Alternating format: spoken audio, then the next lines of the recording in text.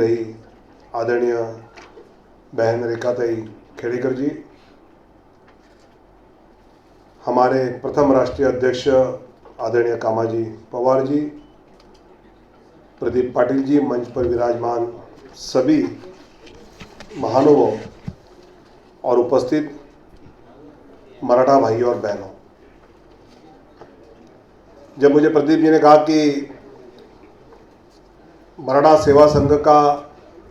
पहला अधिवेशन होने जा रहा है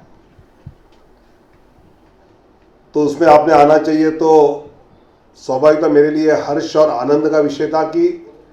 अब मराठा के विषयों को लेकर राष्ट्रीय स्तर पर एक संगठित रूप में काम करने का कोई नेतृत्व कर रहा है तो मराठा सेवा संघ कर रहा है।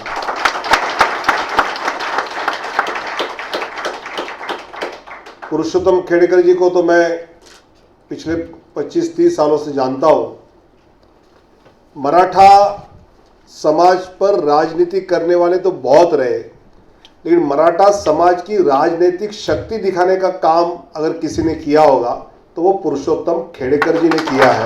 मराठा सेवा संघ ने किया है। और उसके लिए मुझे लगता है कि जैसे मैं तो भारतीय जनता पार्टी से हूं और हिंदुत्व तो हम शुरू से करते आए, लेकिन 1989 के बाद हिंदुत्व का राजनीतिक महत्व विकसित हुआ। वैसे मराठा राजनेता तो कई रहे,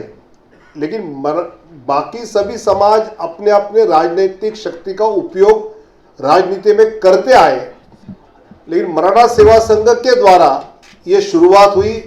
और बाद में फिर कई लोगों ने, और जिसमें छत्रपति संभाजी राजे जी का एक महत्वपूर्ण भूमिका है, उसको आगे अच्छी ताकत से लेकर गए हैं कि ये भी एक बहुजन समाज है, बड़ा समाज है, इसकी भी कुछ ज़रूरतें हैं। आप सिर्फ कुछ परिवारों को देखकर ये समाज प्रगत है और इनको कोई ज़रूरत नहीं है न मानते हुए ये अगर संगठित हुए तो इसका भी राजनीतिक लाभ और राजनीतिक नुकसान हो सकता है। ये सभी पॉलिटिकल पार्टीज को महसूस करने का काम पिछले कई सालों में मराठा समाज ने किया है। मैं 1995 से महाराष्ट्र की राजनीति में सक्रिय था और पिछले साल 1.5 साल से राष्ट्रीय राजनीति में आया हूं और मेरे लिए ये रेखाते आनंद का विषय है कि अभी मराठा सेवा संघ ऑल इंडिया लेवल पर अधिवेशन के रूप में उसी समय आ रहा है। तो मैं, जैसे प्रदीप जी ने कहा कि हमारा ये मराठा सेवा संघ का कार्यकर्ता बाहर किसी भी पार्टी में जाए,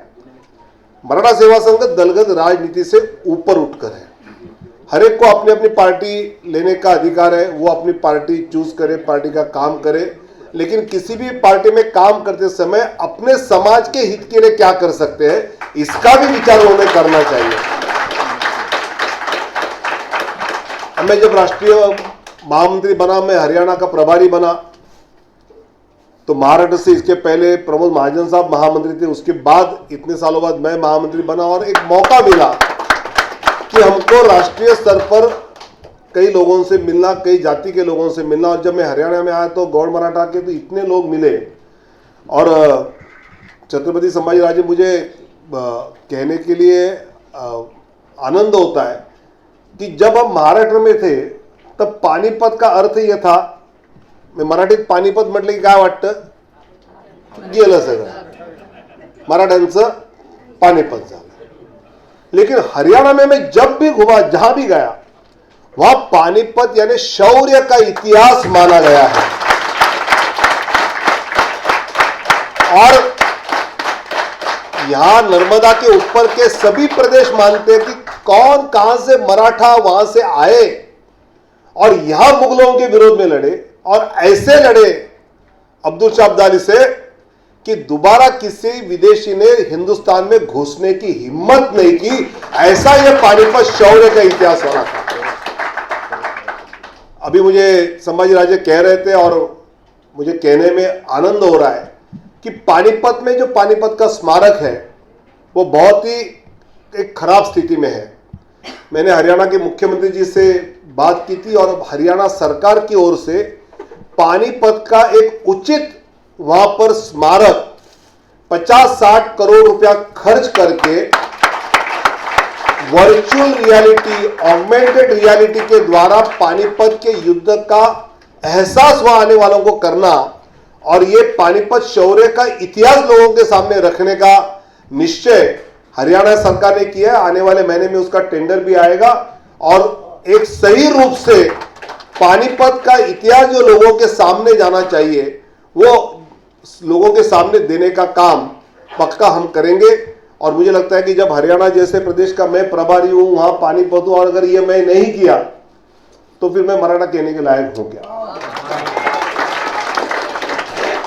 और मुझे लगता है कि पानीपत में जो लड़ने के लिए आए महाराष्ट्र से वो 18 पगड़ जाति के लोग थे। और यहां नर्मदा के ऊपर जिन जिन प्रदेश में, कानपुर में उत्तर प्रदेश चुनाव के समय गया था तो कानपुर में मुझे वहां भी मराठा समाज के लोग बड़ी, और हर एक का कोई ना कोई ऐतिहासिक कारण है। मतलब उस समय वो वहां कैसे पहुंचे, मुझे तो राष्ट्रीय अध्यक्ष जी से कहना है कि मराठा समाज के लोग जो पूरे देश में गए, हर एक का कोई ना कोई ऐतिहासिक कारण है। वो ऐतिहासिक कारण, जैसे अभी हमने यहाँ एक किताब का प्रकाशित किया है, तो पूरे देश में मराठा समाज अलग अलग प्रदेशों में जो गए उसका ऐतिहासिक कारण क्या है और वो कैसे वहां बढ़ रहा है। सिर्फ नौकरी के लिए गए ऐसे नहीं है, तो किसी ना किसी ऐतिहासिक, किसी राजा महाराजा युद्ध इस हिसाब से गए, वहां रहे और अपनी वहां मराठा संस्कृति का उन्होंने वहां पर उसको आगे बढ़ाने का प्रयास भी किया है। और ऐसी कोई एक किताब अगर मराठा सेवा संघ निकालता है तो उसमें जो कुछ योगदान देना होगा, उसमें जो सहायता करनी होगी तो मैं पक्का करने को तैयार हूं। लेकिन मेरा आग्रह है कि हमारे युवा पीढ़ी को, अभी जैसे नीरज को गोल्ड मेडल ओलंपिक में मिला, तुरंत सबको याद है ये तो गौड़ मराठा है, उसके पहले नहीं याद था हमको ऐसे। और हम क्या सिर्फ अपने मराठा गौड़ मराठा के लिए नहीं है, लेकिन जो जो इस प्रकार अच्छा देश और या जागतिक स्थिति पर कुछ कर सकते हैं, इन सबको हम अपनी ओर से क्या सहायता कर सकते हैं, इसका भी विचार मुझे लगता है कि हमने करना चाहिए। और इसलिए आज के इस प्रथम अधिवेशन में, आज और कल 2 दिन हम सब हैं, तो हमने सबने मिलकर ये मराठा समाज के उन्नति के लिए पूरे देश में क्या कर सकते हैं इसका विचार कीजिए। ये 2 दिवसीय अधिवेशन के बाद जो विचार आप करेंगे, जो प्रस्ताव आप पारित करेंगे, आपने राष्ट्रीय अध्यक्ष आदरणीय कामाजी के साथ मैं फिर दोबारा मिलूंगा। और कई प्रदेशों में मेरे परिचित मुख्यमंत्री है, तो उनके द्वारा इसमें अगर कोई सहायता करनी है तो करने का यहाँ पर मैं आप सबको एक जबान देता हूँ। बहुत बहुत शुभकामनाएं, धन्यवाद। जय जिजाऊ, जय शिवराय।